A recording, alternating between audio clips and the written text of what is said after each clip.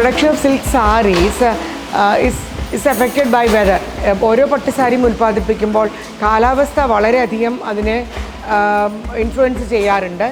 ഏറ്റവും നല്ല ചൂട് ഉള്ള ഡ്രൈ വെതറാണ് ഇതിന് വേണ്ടിയത്. അതുകൊണ്ട് തന്നെയാണ് തമിഴ്നാട് കൂടുതൽ സൂട്ടബിളായിട്ട് വരുന്നത്. ഇപ്പോൾ നമ്മൾ കണ്ടതുപോലെ 31 സെൻറ്റേഴ്സിലാണ് വീവിങ് സപ്പോർട്ട് സെൻട്രൽ ഗവൺമെൻറ് കൊടുക്കുന്നതെങ്കിൽ അതിൽ 3 തമിഴ്നാടിലാണ്, സേലം, മദ്രാസ് ആൻഡ് കാഞ്ചീപുരം. വെതർ കൂടുതൽ നല്ലത് തമിഴ്നാട്ടിലാണ്. കേരള പോലെ ഹ്യൂമിഡ് വെതറിൽ ചിലപ്പം ഈ വീവിങ് നടക്കില്ല. പട്ട് നമ്മൾ കളറ് മുക്കി ഡ്രൈ ചെയ്യണമെങ്കിൽ വെതർ ഷുഡ് ബി ഡ്രൈ, ഹ്യൂമിഡിൽ പറ്റില്ല.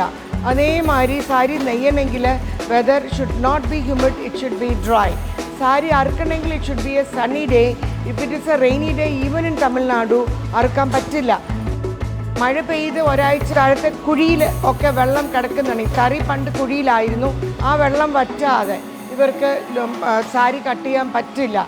മഴയത്ത് വരുന്ന സാരിക്ക് ഒരു വെറ്റ് ഫീല് വരെ കാണും. യുനോ വെതറിന് വേണ്ടിയിട്ട് നമ്മൾ ഹീറ്ററൊക്കെ വയ്ക്കാനും ഒക്കെ ട്രൈ ചെയ്തിട്ടുണ്ട്.